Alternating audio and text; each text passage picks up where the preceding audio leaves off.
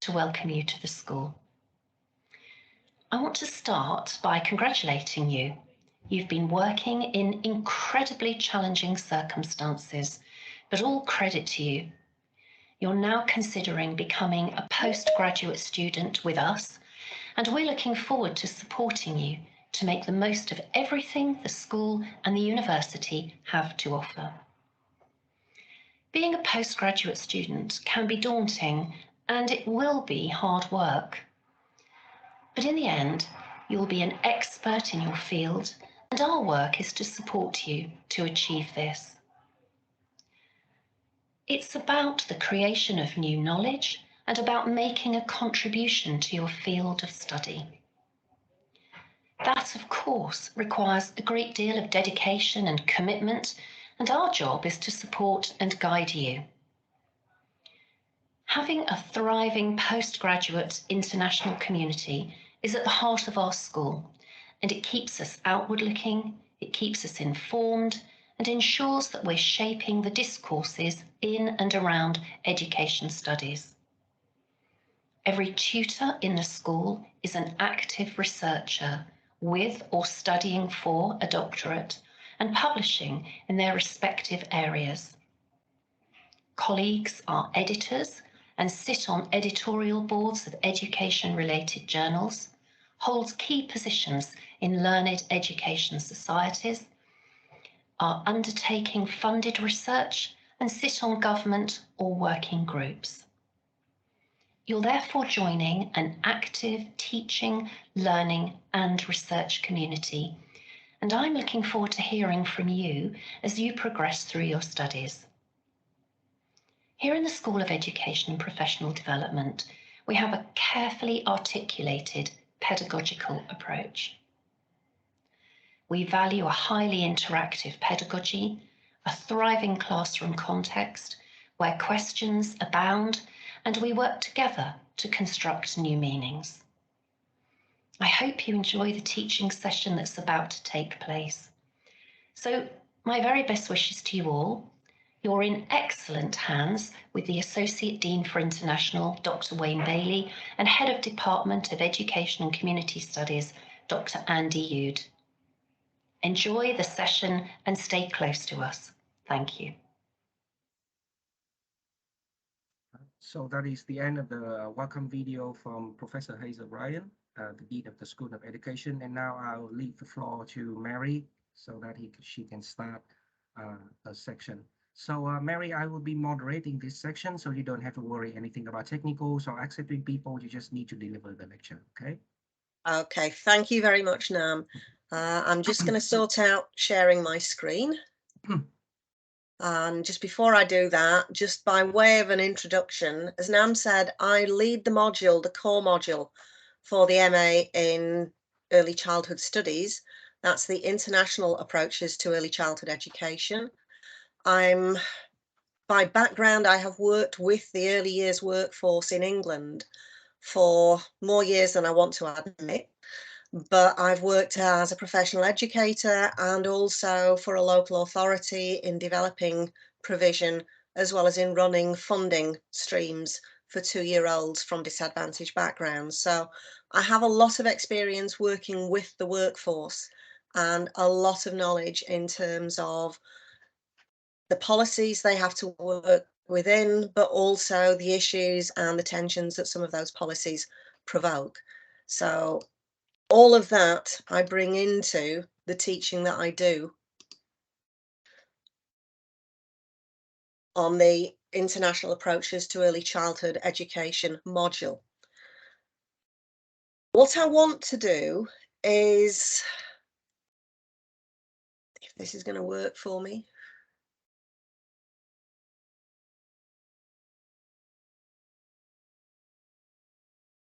what I would like to do for this presentation, and at the end of it there'll be plenty of time for questions that you might have, is just give you an introduction to the module itself, so what it involves and what we ask you to do, but then also talk about the importance of early childhood education for children, for their learning and development, and also why it's important that we critically analyse the policy and the theory that early childhood provision is based on, so that what we're providing for children does actually meet their needs. And we need to do this not just from a national perspective, but also from an international perspective, because early childhood education is an aspect of most countries' educational framework now. Where it sits and how it's delivered is very much open to question and debate, and that's what the module is about. So in terms of learning outcomes, what we're looking for is a critical understanding of legislation and policy, of literature, theory, and research in relation to early childhood education. And that takes some unpicking because early childhood education has many definitions. But the whole point of the module is a critical analysis of the key debates that there are in terms of what young children need before they start their formal education.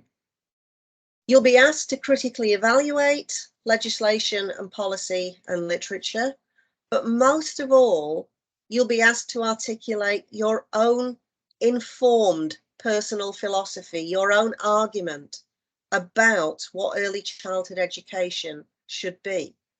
It is informed. It needs to be backed up by literature, by policy, by critical argument. And that's what makes the module very interesting, but also that's where the challenge lies, because you need to read quite a bit and to be able to work out within that where your own argument sits.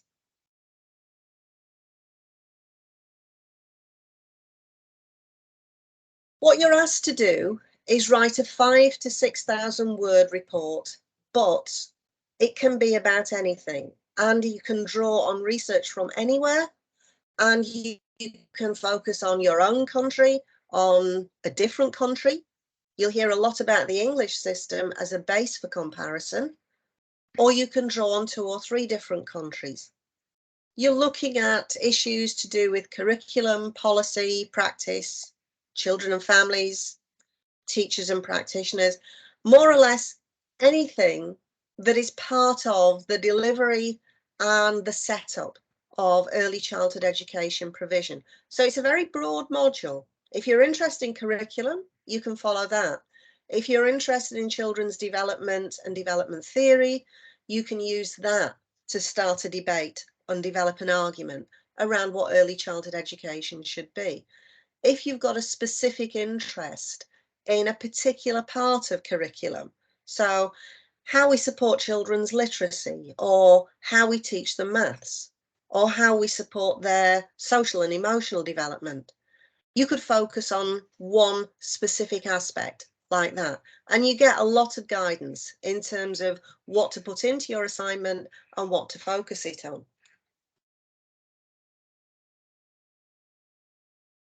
Overall, within the module, I take you through 3 different strands, 3 different perspectives, if you like.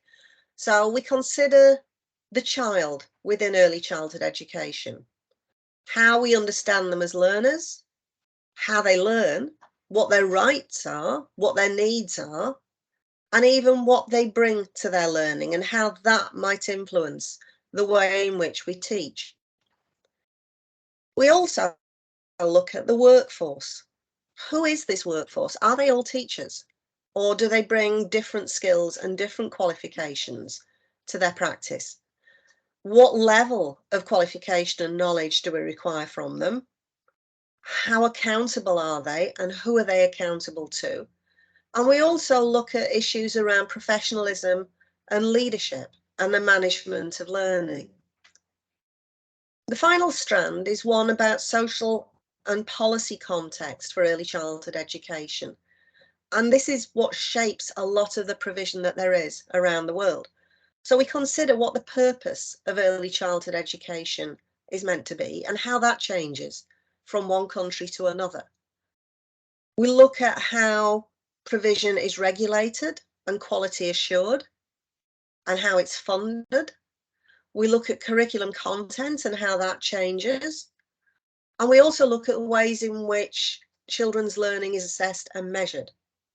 Part of that is about expectations, and some of that is also about the place of home learning environments and parent partnerships.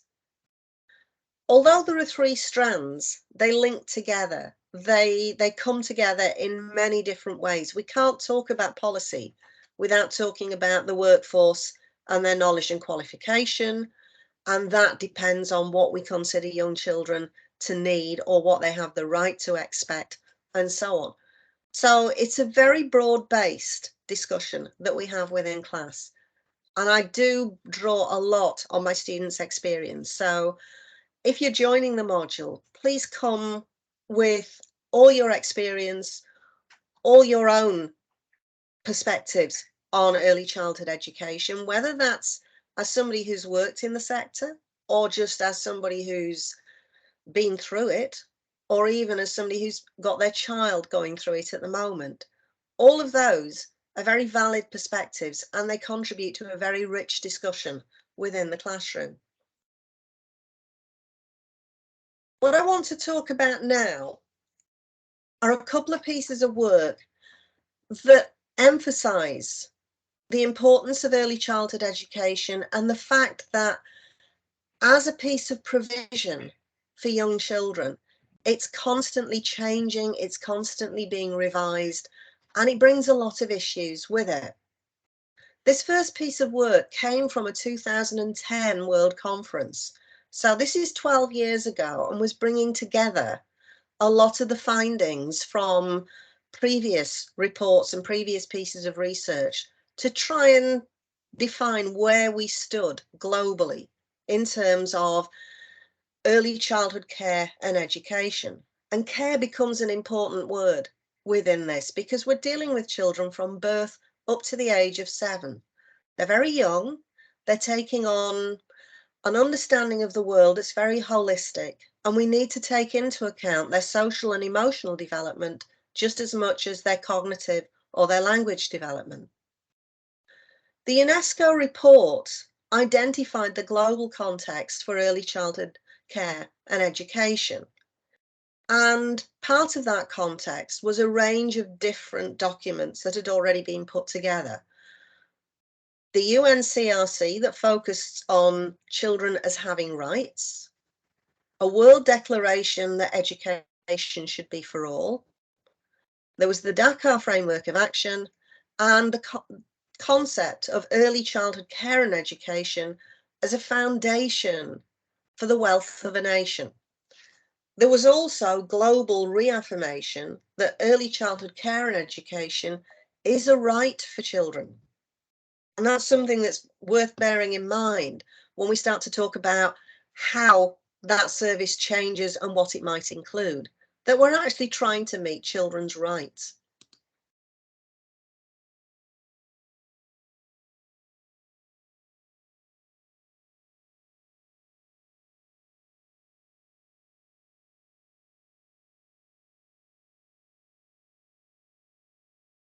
One of the strongest statements that was made by the Wealth of Nations report, I'm sorry, my PowerPoint has now decided to wake up. Maybe you can stop sharing and start sharing again, because I think there's some errors with that. Right, just bear with me.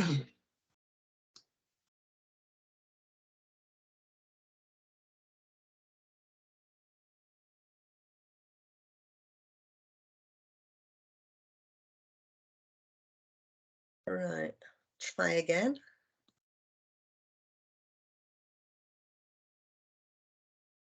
Okay. One of the key statements that was made by the UNESCO report in 2010 was to highlight the fact that the wealth of a nation comes from its people. And a very important part of that is to make sure that we have nurtured human capital, but also values, including equality, justice, respect for diversity, and for the environment. Those statements were made in 2010. They are just as true today as they were 12 years ago. And what we need to consider is how we can use early childhood care and education to promote this and to support this. And that was one of the big issues that came out of this conference.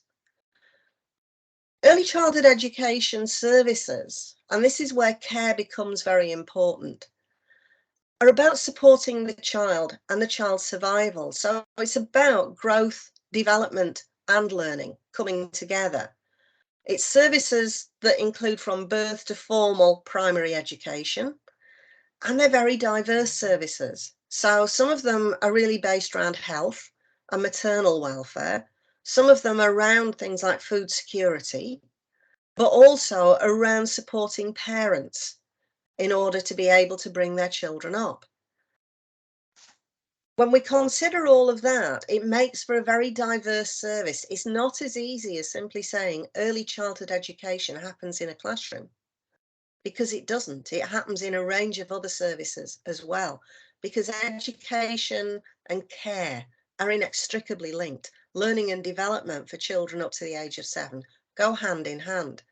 And that's what makes for some very interesting discussions about what should be within early childhood education and care provision. Key services and key benefits include maternal support, health, nutrition, and all of this contributes to good educational outcomes. We're not going to have a well-educated workforce or a well-educated adult population if we haven't got a healthy, growing child to take their place in that population. By providing early childhood care and education provision, as well as boosting physical health and good educational outcomes, what this does is socialize children into good attendance, good performance in primary education. They feel themselves able to achieve, and therefore they do achieve. They can make their own contribution to their learning, and they feel enabled to do so. Early intervention can reduce social inequalities, and as far as governments are concerned, a very interesting and a very important message is that investment in early childhood education pays off in the long run. So it's a very important part of children's lives and children's early educational experience. There has been progress made, and up to 2010, the progress that we had seen was increased provision for young children and a tripling of the number of children attending preschool, pre-primary education of some kind. There's also been an increased awareness of the importance of early childhood, which gives us the basis for this module. We know it's important. We know that children benefit from it, as well as nations and governments benefiting from it. So socially and culturally, and even politically, it's a very positive development in an education system. There's been increased policy development for it, globally as well as nationally. So there's been a lot of progress made up to 2010, and that progress has continued. However, the 2010 report also identified a number of persistent challenges.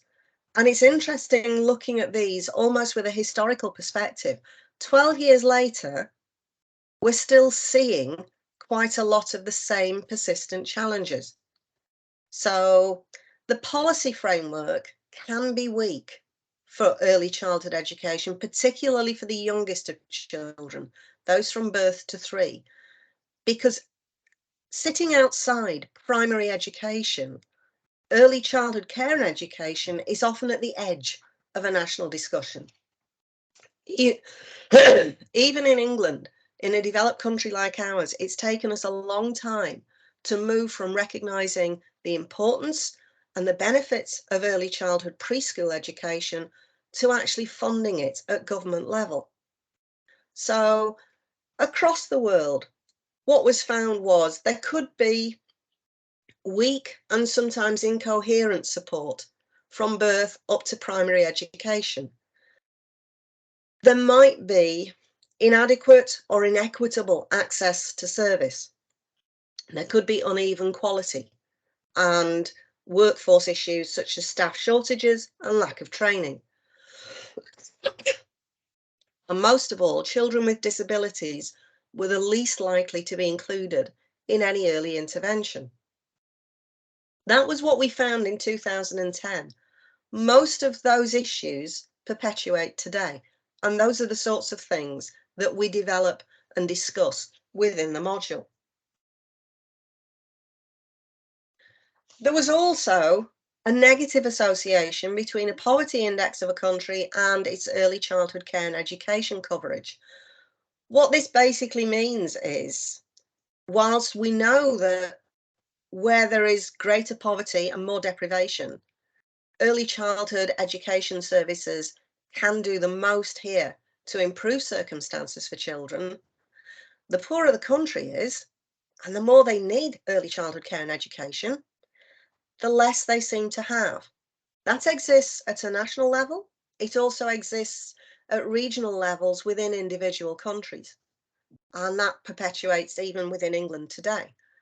So there is still work to be done in terms of ensuring there is provision and that provision can do its job. Where there's conflict and post-conflict, where there are fragile states, anywhere that is struggling in terms of natural disasters, armed conflict, political instability, again, there's a significant challenge to develop early childhood care and education provision. And one of the biggest problems is a lack of a common definition of what this service is, and therefore what its quality indicators should be, because that makes it harder to look at comparisons from one country to another and leaves the service at the risk of being defined marginally within a given country and therefore not being developed in that way. All of that still perpetuates. So 12 years later, having identified problems, we still haven't solved them. Again, that's what makes this an important module to do, and it's what makes it important to spend some time critically analysing the service provided, the policies and the legislation that inform it, the cultural attitudes, the political pressures around it, because early childhood education we know is important, but we're only going to get it right if we can work out what we want it to do and therefore how best to develop that service. An organisation that has tried to put a definition, particularly a definition of quality, on early childhood care and education services is the Organisation for Economic Cooperation and Development. This is an organisation that conducts its own research and that shapes some of the policies that will foster the prosperity, equality, opportunity and well-being within a given country. It will carry out its own research. It bases itself on evidence-based international standards and tackles social, economic and environmental challenges. One of these has been early childhood education, and for this they've produced a series of reports, all with a heading starting strong. If you go back over the history of them, they go back to about 2005. But the one I want to focus on is the 2017 report, which tried to identify key indicators of quality for early childhood education and care. What they found, very, very similar to the UNESCO report, was the first years of life are the foundation for future skills and development and well-being and learning, so they matter. And the benefits of early childhood education and care are not limited to learning outcomes. It's about holistic development, it's about children's health, their emotional well-being, their mental well-being, it's about families being strong, it's about children growing up to be those healthy, well-developed, well-educated adults within their populations. Governments are now starting to recognise the importance of investing in early childhood education. And levels of qualification for teachers have risen, however, wages haven't. So that's one of the issues that we do discuss, that this is a sector that is valued in terms of what it can do, but is not always valued in terms of how it pays or rewards its workforce. The other thing that they found was that having universal access doesn't guarantee quality. There's a lot more work to be done on making sure that what we provide for children meets their needs. And there's a growing trend for integrating pre-primary and primary services so that the preschool provision and that holistic support for learning and development is now being tied much more closely to formal education. And that's another of the main issues that we discuss within the module, whether that's right, whether that's a benefit to children, who it is actually a benefit to, and whether it's changing the nature of what preschool provision is, whether it's managing to keep that holistic health, well-being, learning and development focus, or whether it's becoming simply another school classroom for children who are much younger. Again, they identified challenges very similar to the challenges that UNESCO identified. This is where we start to see the persistence of these challenges. One was around funding, finance and public resource. Another was around the actual workforce themselves, their working conditions, their professional education and qualification, their terms and conditions of service. Parental engagement was also regarded as one of the key challenges. Parental engagement and the home learning environment, because learning doesn't happen for a very young child only within set hours. They're learning all the time. How do we get parents engaged with this and supporting this?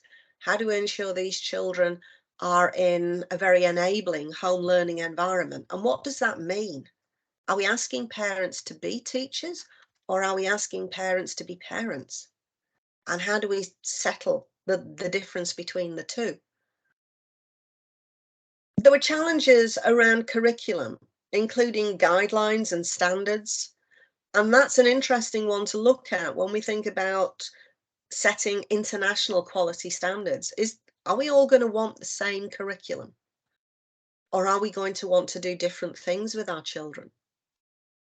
Access to service, governance, regulation, quality of service, all of those raised issues, along with how much provision there should be for children under 3 and how children make the move from something that's care to something that's much more educational, and whether that's a transition that even makes sense.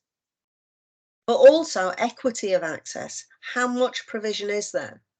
And where is it? And how do children get to it? And particularly for those youngest children. What they also found was there were quite a few knowledge gaps regarding children's outcomes.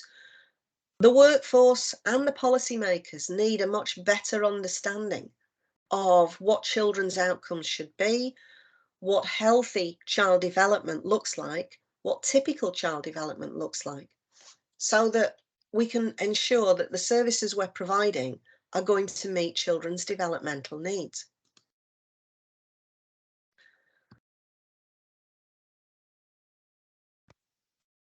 Overall, within the module, we go from theory back to the real world and our students' experiences, and then back to theory again, and we try and weave the two together.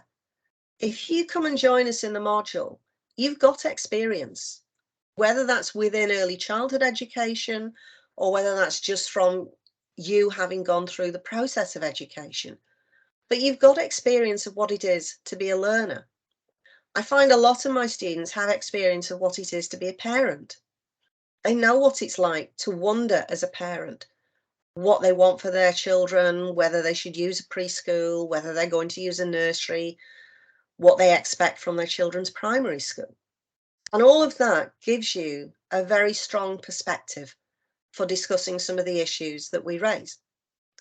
Typically within the module, we will look at things like what we expect an early childhood education teacher or worker to be, what we expect them to do. We consider the purpose of early childhood education provision, We have discussions about what good pedagogical leadership might look like. I bring in colleagues to discuss issues around parent partnership and home learning environments, gender issues within early childhood education, the use of computing and information technology within early childhood education. Across the early years team, we've got, as Professor Brian said, some active researchers. So I draw on them as much as I can to come in and share with you some of their findings from current research. But the main point of the module is to discuss what there is in early childhood education, how it works, and what purpose it's serving, so that you get a good, strong, critical understanding of the different ways in which we can approach early childhood education. I've given you a lot of information there. What I'd like to do for the next part of the session is just give you the opportunity to ask any questions, either about the content of the module, or if you prefer, about how it's assessed, or what we might, what the teaching might include, or anything like that. So if you have a question, you could either try raising your hand using the reactions tab at the top of the screen, or you can type it into the chat if you would prefer. But I'm happy to answer questions. Hi, if you have question for Mary, you can either turn on your mic and speak, or you can type your question into the chat box, please.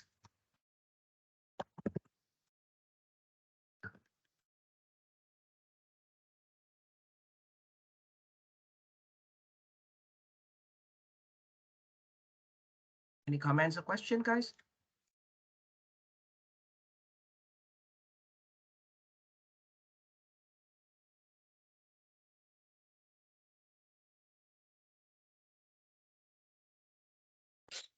I can't believe I've told you everything you wanted to know. There must be something I haven't said. Actually, I think that's quite interesting because you give them like a basic background for the module, what they're going to study if they do early child studies, I think so. So personally, I took the technology specialization for MA education. It's quite different from this, yeah. It is. I get my colleague, Lindsay Watson, to come in. She'll be coming in beginning of December, I think, to the group I've got now.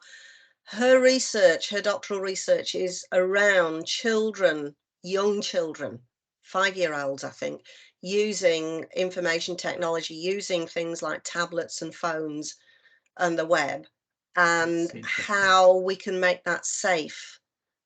Because one of the issues, and it's interesting seeing Nam's face when he goes, oh, yes, young children and technology. As adults, we always worry. We see that as a potential risk. And actually, as early childhood educators, we try to empower children. So it's an interesting, her research is about how we get them to understand how to keep themselves safe, but also how we get them to understand the risks that there are without frightening them. And that's a very important part of any aspect of early childhood education, that risk can be very developmental for children, but it's also, we can't make it so dangerous that we shouldn't do things. So her session is usually quite interesting for the students. Now I saw we got a question. Yeah.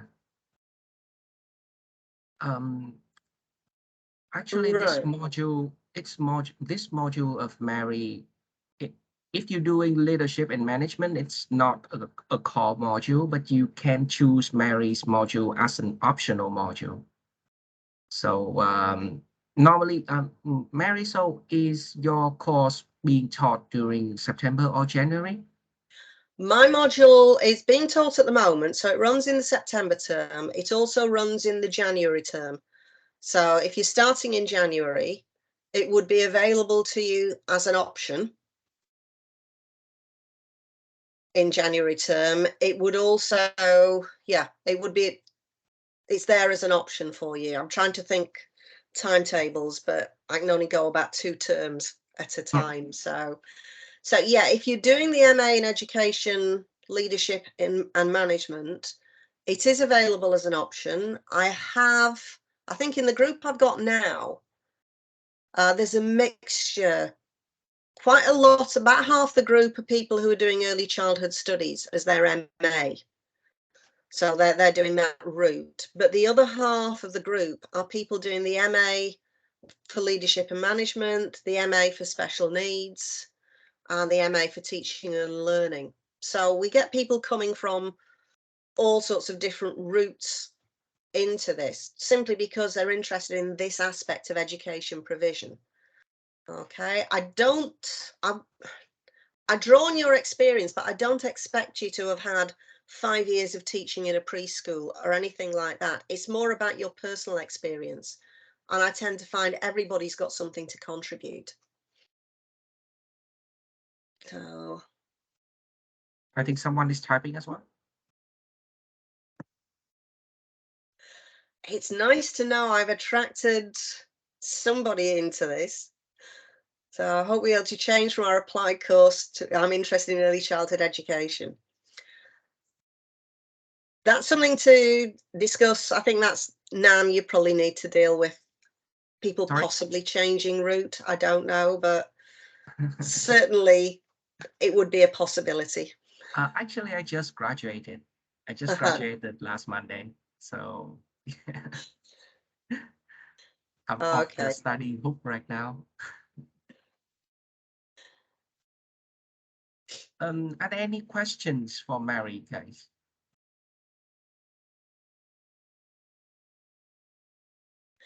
So I think someone is typing into the chat box. It looks like it, yes. Yeah.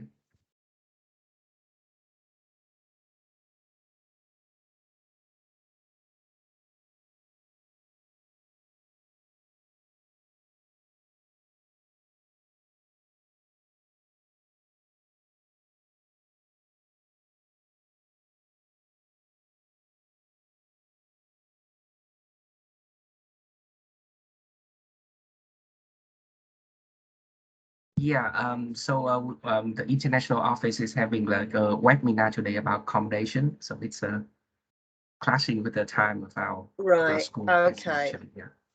Well, I mean, Nam, you've recorded the session anyway, so I'm sure that can be made available to people. Yes, of course. Yeah, I upload this recording to YouTube for them. So I've been doing that for the last 3 sections. So no worries. You mean I'm on YouTube? Yeah, on YouTube. I've gone global. I think that's the first time I've been on YouTube. You're going to be famous. Oh, excellent. Well, I'm glad you found it interesting. The comments I'm getting, it's clearly I've told you what you needed to hear in terms of this. I've got a question there from Bridget. Right. On the MA, we don't, certainly not within my module, there isn't any teaching practice. We're not qualifying you to teach. This is more of an academic MA than anything that gives you a qualification for practice. So you're not going to get teaching practice. You will probably get to talk to a lot of other people who've taught in different parts of the world. And you may be able to organise.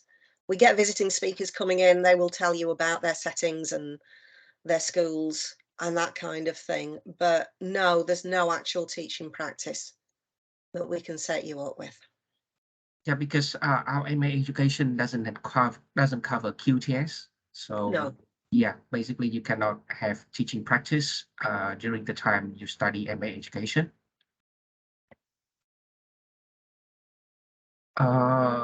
Okay, so I think, yeah, someone is typing in as well.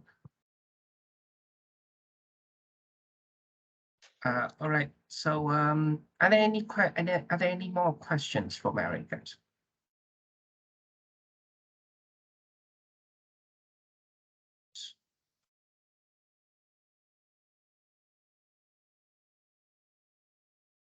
Okay, so Mary, I think that's all. Okay. Yep. So I think you can wrap up the sections today, and thank you. And Okay. thanks to all you guys for being here today, and I hope to see you tomorrow and in the drop-in section on Wednesday then. Okay, thank you very much to everybody who has been here this morning. Like I say, it looks as though from what you've said, I've given you the information that you need, but you can always get back in touch with the school if there's anything else that you need to ask. Hopefully, I will see quite a few of you in person in January, and I look forward to that. Thank you. Thank you, Mary. Thank you, guys. Okay, I'm going to go. Bye-bye. Bye-bye.